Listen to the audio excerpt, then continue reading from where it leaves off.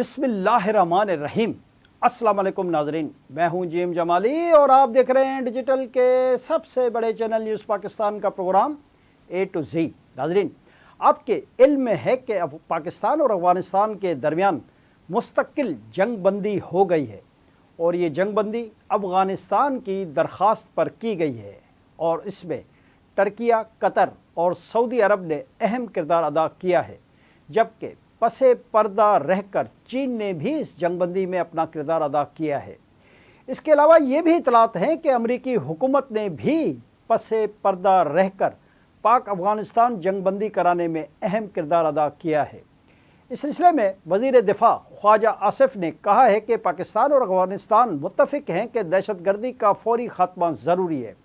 دونوں ممالک دہشت گردی پر قابو پانے کے لیے سنجیدہ کوششیں کریں گے، ورنہ خطے کے امن کو سنگین خطرات لاحق ہو سکتے ہیں۔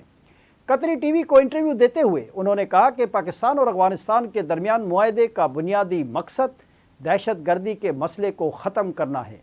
وفاقی وزیر نے کہا کہ دہشت گردی برسوں سے پاکستان اور افغانستان کے سرحدی علاقوں کو متاثر کر رہی ہے۔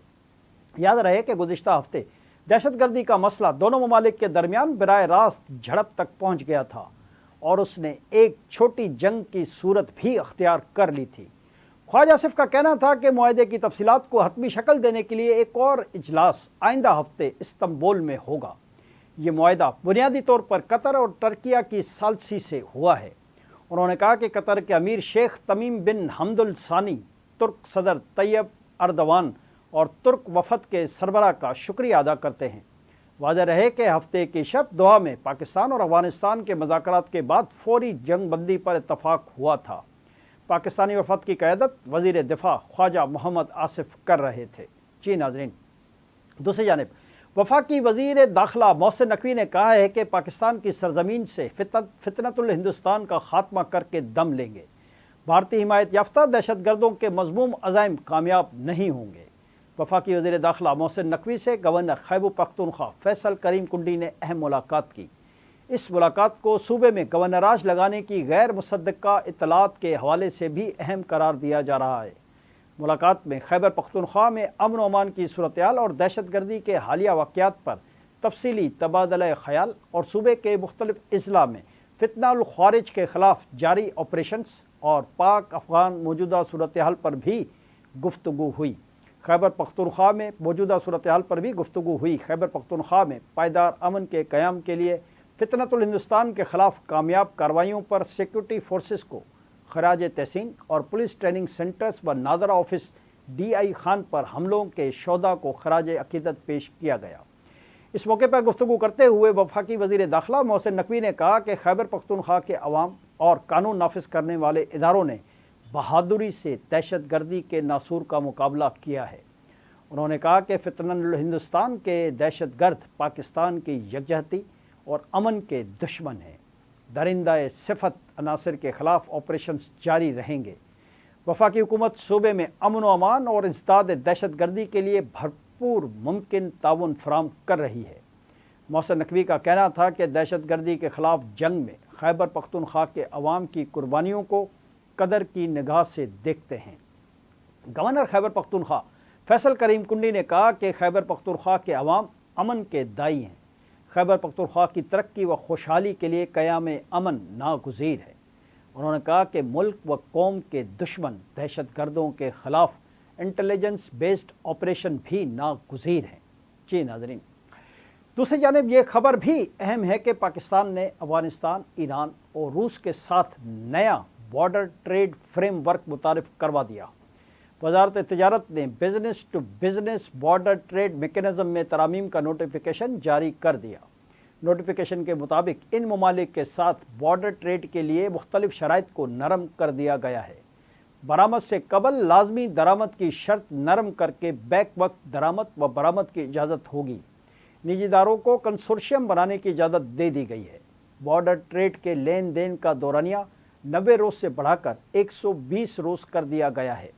مخصوص اشیاء کی فہرست کو ختم کر دیا گیا ہے۔ ذرائع کا کہنا ہے کہ اس عام ایکسپورٹ اور امپورٹ پالیسی آرڈر کے ساتھ ہم آہنگ کیا گیا ہے۔ ان اقدامات سے بارڈر ٹریڈ میکینزم کو زیادہ عملی اور کاروبار دوست بنایا جا سکے گا۔ پاکستان نے جون 2023 میں افغانستان، ایران اور روس کے ساتھ بارڈر ٹریڈ میکینزم نافذ کیا تھا۔ میکینزم کے نفاذ کے بعد اس پر عمل درآمد میں متعدد مسائل سامنے آئے تھے۔ بزنس گروپس اور اسٹیک ہولڈرز نے مختلف مشکلات کی نشاندہی کی تھی۔ ان میں منظور شدہ اور غیر منظور شدہ مصنوعات پر قدغن کی نشاندہی بھی کی گئی تھی۔ درآمد و برآمد کے لیے انتہائی محدود اشیاء کی فہرست کے مسئلے کی نشاندہی بھی کی گئی تھی۔ ذرائع کا کہنا ہے کہ بیرون ملک پاکستانی مشن سے معاہدوں کی تصدیق کی شرط کو بھی نرم کرنے کا مطالبہ کیا گیا تھا۔ برآمدات سے قبل لازمی درآمد کی شرط کی مشکلات کی نشاندہی کی گئی تھی۔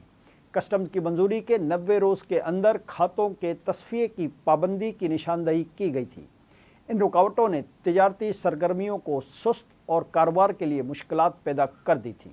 ان مسائل کے حل کے لیے وزارت تجارت نے سرکاری اور نجی اسٹیک ہولڈرز سے مشاورت کی تھی، جس میں اسٹیٹ بینک، وزارت خارجہ، FBR، پاکستان سنگل ونڈو کے ساتھ وسیع مشاورت کی گئی تھی۔ جی ناظرین، ادھر غزہ میں جنگ بندی کے باوجود اسرائیل کی طرف سے دہشت گردی جاری ہے۔ غزہ کے سرکاری میڈیا آفس نے کہا ہے کہ اسرائیل نے غزہ امن معاہدے پر دستخط ہونے کے بعد سے لے کر اب تک جنگ بندی کی 80 بار خلاف ورزیاں کی ہیں۔ غزہ کے حکومتی میڈیا آفس کی جانب سے جاری کیے گئے ایک بیان میں کہا گیا ہے کہ 10 اکتوبر سے لے کر اب تک اسرائیلی حملوں میں 97 فلسطینی شہید اور 230 زخمی ہوئے ہیں۔